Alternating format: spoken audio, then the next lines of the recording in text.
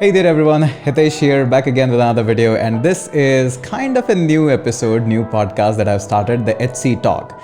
The first official video, we have already done that was very raw, but now we are moving into the pro-grade direction. So the concept of the HC Talk is really simple. We want to have guests here who have done something great or have achieved something great in their life, and I want to bring them on this show so that we can have some insight of what's happening in the industry or sharing their experience or something similar to that.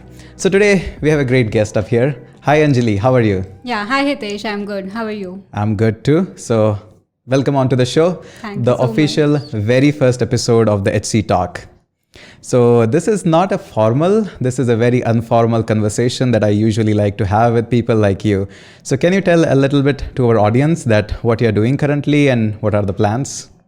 So currently I'm a senior software developer at Microsoft, particularly working in their Windows team, and it's been a 1 year working there and it's a beautiful journey so far. So I guess SDE too. Yeah.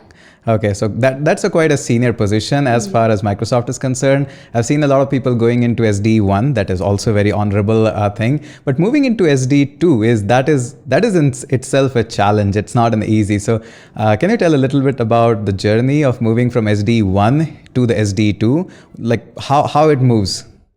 So previously I was working with Siemens Healthineers. There I have worked for 4 years, and after that, when I gave the interview, I got selected for SDE2 post. Nice one. So how's the environment at Microsoft? What does it like day-to-day life, that how it feels to work with Microsoft? It's always like a day one. Every day we see a lot of new things happening, and it gives me lots of goosebumps when I see, like, we are the first users of each and everything. We are the first ones who get to know about each and every inside story. So what kind of project you work on? So I'm particularly in the WPF team. So that is your Windows presentation framework. So in that particular one, like earlier, Redmond people were also there. Now everything, we Indians are taking care of that. So we are the sole responsible for that. Whatever bugs are there, whatever feature requests are going to be there, everything we are going to be addressing. So when I see the blue screen of Windows, who is responsible? Is it your team? So that I can say it's our department. Nice one. Yeah. So when you are planning to resolve that, I'm still seeing that. Sorry for that, but I'm still seeing those blue screen. I absolutely hate them. So any plan to resolve it anytime soon? We'll surely pass on this message to that team. You are the team. Yeah, we are working on one module of that. Okay. So probably some designing team for that. So what language do you use day-to-day life in fixing out the things or maybe creating more bugs or something? So what language do you use? So we are using C# as the backend, and apart from that, since we are building WPF, so we are also using it in order to have the sample apps in order to see if it is working correctly or not. Okay, so can you tell us a little bit about, let's just say a new feature has been finalized. Your team has done a thorough research that this feature needs to be built up. So what's the journey of creating a new feature in the Microsoft looks like?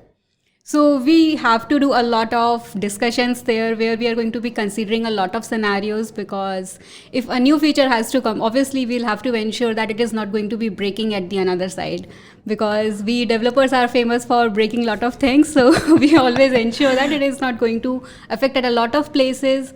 Plus I'm majorly the champ for the accessibility area. So I have to ensure that whatever feature we are going to be delivering, that has to cover the accessibility area as well. That's nice. Accessibility, that in itself is a big challenge because you have to worry about a lot of people, their abilities, that they are like fully regular people or some special people. So accessibility, Windows take care a lot about that. So is it something that is like cooked up in every team at Microsoft? Yeah, it's like that only. Every team is taking care of that part. We are not just focusing on the permanent disabilities, we are also focusing on the situational disability. Let us say your hands are dirty and you just want to operate something on your system. So we are going to give you that flexibility. Nice. So can you give us a brief idea, like obviously everybody knows how big Microsoft is, but comparing to where you are located, so by the way, where you are located on that? Hyderabad. That is the headquarters. Apart from the Microsoft, you have worked in the previous company as well. So how much is the coding impact? Like how much is your day-to-day life in a given day? How much do you code? So like it's like, let us say we are getting some tasks to deliver. So first of all, we have to, like, considering the level of experience, we have to see what particularly the design for that requirement has to be there. We need to get it approved from our seniors, particularly architects, because here we are not going to have anybody senior or junior. We all are on the same level.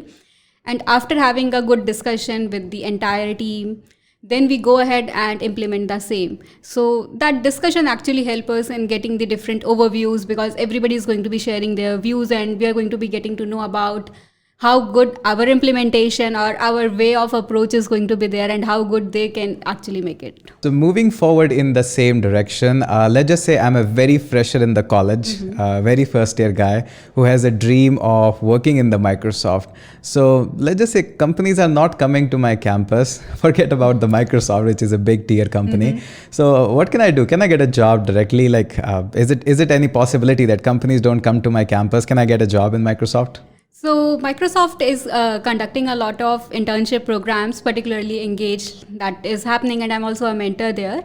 So that is a great opportunity for all the students who can just try out their luck there, because once they are getting into those programs, chances of getting selected as a full-time employee are going to be higher. Plus, they have to perform well in their internships. So what should I prepare? Like what language should I know, or what project should I make, or what kind of lead code problems should I solve? Like what is the journey of that? So for a fresher, I would say that you should be focusing more like for every set of question, we are having 3 basic categories: easy, medium, and hard. So for a beginner, I would say you should be going ahead with the easy and the medium ones. And your focus should be majorly on data structures and algorithm. And in that particular one, you should be good at sorting, because from a fresher, sorting are something which people are going to be asking you a lot of questions on. Plus, you should be having some knowledge about the Git. And along with that, if you're going to have some project which is already running, that is going to always be a +1 for you. So obviously, like I personally think mentioning the Git, I think that should not be there in any company. Like this is the most basic, how you are going to maintain any software without the versioning system. So I think everybody should know the in-depth of the versioning. And do you agree on the point that if you have really made a good or even a medium scale project, you cannot deliver it without Git? I completely agree, but like we are considering these students, so probably they are not well versed with it. So that is the reason I specifically mentioned it here. Nice to know that the Git should be your number one priority to learn. And you cannot learn Git by just learning the commands. You need to make projects around it so that you can see which features are working, going on to the some parallel branch, coming out of the parallel branch, checking it out and all of that. So project wise, you should be really sound. It's not just about learning the DSA. It's all about implementation also of the DSA. Yeah. So do you think that people get more like comfortable with the DSA and all those concepts once they make the project, or somebody can just, I'm all about DSA, I've never made a project? So I'll tell you one thing, what I have actually seen after interacting with a lot of learners, that people are thinking that learning DSA is complicated, whereas making a project is easy. They are not understanding that you should be good at DSA in order to make a good project. So they are not understanding the actual bridge between the two. Yeah, I completely agree on that, because I've seen so many of the good projects that people have made, or even our team has made, and that is so bad in the data structure that you cannot even imagine. So a constant balance between like you should not write a loop inside a loop inside a loop. That's the whole fundamental. I always say, if you know that kind of a thing, you obviously are good in data structure. Okay, so you mentioned a little bit about the sorting. So why sorting is being asked so much from the students? So what I understand, probably the reason is everybody is not going to be at that level where they can learn each and everything about the algorithms. But yes, sorting is something which we cover as a part of like the beginning of the algorithm part. And even though they seem easy, actually what I have seen, learners find it easy when they can relate it with something which is happening in the real time. So with the sorting, you can actually see how the numbers are going to be jumping across and then getting arranged in the sorted order. And also with the help of that, we are covering a lot of important topics. Like if we are going to be focusing on some sorting algorithms like quicksort, merge sort and all. So they are also covering the topics of recursion. So they seem easy, but at the same time, they're covering a lot. Yeah, I totally agree with that. A lot of people consider that the dynamic programming is tough or something. I think toughest is recursion. I completely agree. If you have mastered recursion, I think there is not even a single topic in the data structure which comes nearby, because DP or dynamic programming, I consider that as recursion on steroid, probably, or a little bit more enhanced version, like evolving version of the recursion that I understand for that.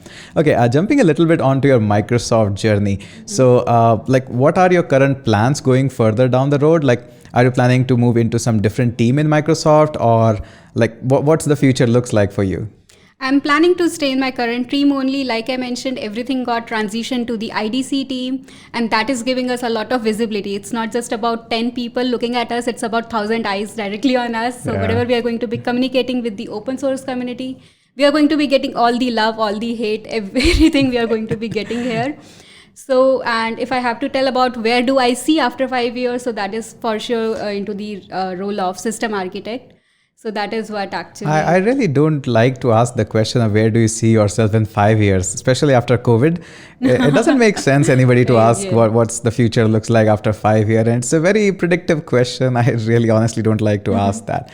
Now, okay, coming a little bit onto the Microsoft. So recently Microsoft has seen a lot of love for the open source community and even the Linux, which was not the case earlier. So do you think that's senior management who is changing this perspective, or a lot of developer went into the Microsoft and they are changing the perspective? So what do you think? Just your personal take. So open source is actually giving a lot of opportunities to the outside people to come and help us. So like currently we are also seeing a lot of PR requests from them. They are also raising bugs. So that is how they can interact with us. And if they're going to be interacting more with us, we are also going to be giving them the ambassador badge. So probably that is why we are seeing a lot of people contributing towards the open source. So it's a totally different take of Microsoft, what it was, saying that we hate just Linux, and now it's we all love Linux. And even a Microsoft contribution which is unforgettable, which is VS Code. So have you ever interacted with the team of the VS Code? I didn't get a chance to interact with them, but I'm actually trying to interact with all the teams, because like it's amazing to see all the products by Microsoft. They have done so much. In fact, we don't like it that much, but we have to use like Teams, fantastic product. VS Code, every single day I use it. So such a great product. Okay, so a couple of more interesting questions. Let's just say I don't even code. So can I get a job in Microsoft, and what are the profiles I can get into? You can surely get into Microsoft. We have a lot of other opportunities. Let us say you seriously do not want to code as even a single line. So we have the options of like team admins and the other people who are helping us in our day-to-day lives, because we are just sitting there and writing code, but there are the other people who are managing us. And we are nothing without them. Obviously. And apart from that, designers, because a lot of people appreciate the design of Apple and their products and everything. But I am personally a big fan of how interface and everything looks in the Windows. Windows was the first one to bring the glossy design and all that. And after that, everybody followed it up. So what I have to do to get into the design team of Microsoft? Like, do I have to write code, or is it like I can go without code also? No idea about that. That's fine. Okay, probably I'm asking too much of the in-depth of the question of that. Okay, no worries on that. That's why I call this podcast as bit raw, to find out that what all we can explore via you of the inside. Okay, one interesting take. Have you yet, I know that, but just wanted to be on the camera itself. Have you visited the Microsoft, the famous office? The Noida one? Yeah, the famous office of Microsoft. I didn't get a chance to visit that, but I have visited the Hyderabad and Bangalore office. Okay, so I think I'm also planning to have a visit to the famous office of Microsoft. Lots of things about that great architecture there. So I hope you get a chance to be there, so that I can also be there maybe someday. Okay, coming back onto the student's perspective. Let's just say I have done my DSA and stuff. And I'm looking forward to move into some of the project category, that I'm looking forward to build something which is going to impress people at Microsoft. So can you suggest me 2 to 3 projects that should be there in somebody's profile, and how he should present those projects? So firstly, which I want to add here is, earlier what I have seen, not just earlier, like now also what I have seen, some people are more into developing projects like hospital management or employee management. I'll say do not go ahead with such projects. Those are not at all going to have any value. But like if you're coming up with something innovative, that is always going to be standing out in the crowd. But let us say you are not at all thinking of anything innovative for the time being, then you can go ahead and make the clone of the already existing app. So the first benefit of such apps is going to be like you already know the flow, like what that app is going to be offering you. And at the same time, if you're coming up with something innovative within that app, so that you can propose the idea that, okay, yes, your app should be having it. And out of all the apps, whatever we are having, so I would personally suggest that you should be going ahead and making the clone of Book My Show app, because in that particular one, you are going to be making a lot of design decisions. Plus, if you're going to be seeing at the functionality that app is offering, that is incredible. So that is something which I always recommend to everyone. Okay, so first going is a booking management, or not calling it as a booking management, but calling it as a Book My Show clone or something. There's a lot that can happen in the Book My Show itself, from selecting your seats so that others cannot select that at the same time, and then making the checkout and payments and everything, even notification and all of that. A lot of people think that when somebody wants to make a clone, it's just all about UI, which is, I personally think, is not very true. I've seen a lot of Amazon clones. They're just the UI clones, because that's what you can make in a YouTube tutorial. You cannot make an entire, you need a 6 month or 7 month of entire effort to be there. So what's your take on that? Just a UI clone, or functionality is more important? It depends upon which kind of role you are interested in. So if you're interested into front end, go ahead and just look into how the UI is behaving. If you're into back end, just look at how the functionality is. If you're in the full stack, you have to look in the both. You do not have any option. Yeah, so a couple of questions on the Microsoft Azure as well. So have you got any chance to use Microsoft Azure as well so far? I haven't gotten a chance to work on that so far. Okay, nice. So, but I'm pretty sure you have built a couple of projects as well, and you have deployed them as well. So what's your first take? Which one you choose as a company to deploy your project?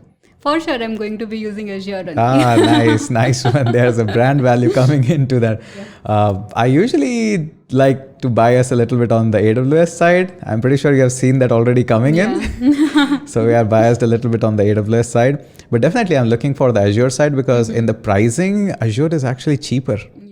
A lot of people think that AWS is cheaper, but Azure is much more cheaper than that. So any chance that we can get some of the credits for the students in the future? That can you talk to Azure team and let me know if we can provide some of the credits to the students so that they can play around with Azure? Is there a possibility? So we are already offering some student plans. So probably I can provide you the link for the same. You can go ahead and use all of them. So some are there with some trial packs, and some are there which you can use with your ID cards and everything. So. I would like to get personal some of the credits or something, so that I can distribute them more, not just what everybody gets, but a little bit more. So maybe you can look something about it and give it to us, so that we can pass it on to the students. Some more benefits should come up for the student side as well. Okay, so one last take. I know this podcast is going a little bit on the longer side, but one last question that I would like to say. Like, Microsoft does so much for the community as well. These days they are going more onto that. But I've noticed you are personally giving a lot more than what Microsoft is giving. So what are the plans about making some classes? So from this podcast perspective, can we see like something more is coming up? Maybe classes from you for the community itself. Let's just say we want to go all community classes, or can you teach student to how to prepare to get into Microsoft as a free lectures in the upcoming days or something? So yeah, I'm actually planning to start some of the classes which can help the students in order to be where I am, because I have heard from a lot of learners that yes, Microsoft is their dream company. Yeah, so we would love to have some of the classes from you. I've seen you are a great mentor as well. So I would love to see that how you can teach some of our students absolutely for free, maybe a few classes, of course, that you are teaching about how the Microsoft journey is, what are the preparation, maybe help some of the students in preparing their resumes as well. I know I'm asking a little bit more here, but I think we can give a little bit more to the community. So I hope that's going to coming in very soon from your side. Yeah. That's all is planned, and soon dates are going to be out. So let's discuss that a little bit after this podcast. So how we can provide more to the community and offer them some of the community classes where people can learn for free from you. I know I'm putting up a lot of free here. But again, on top of that, let's help students to prepare a little bit more of the resume discussion, and maybe just 4 or 5 students out of that to have a mock interview from you. Yeah. Okay, so I know I'm asking a lot here, but that's the whole idea behind the HC Talk, so that we can provide more to the community, provide them some of the insight of how a company looks like, or what the mentors or the people who are coming here, what they can do for the audience. So thank you so much for coming on to this very first official episode of the HC Talk. I hope you have enjoyed a little bit more. I can totally understand some questions were tough, some questions were beyond your scope, but that's okay. That's how the raw conversation works. Thanks for hosting me. It was a wonderful session with you. Thank you so much.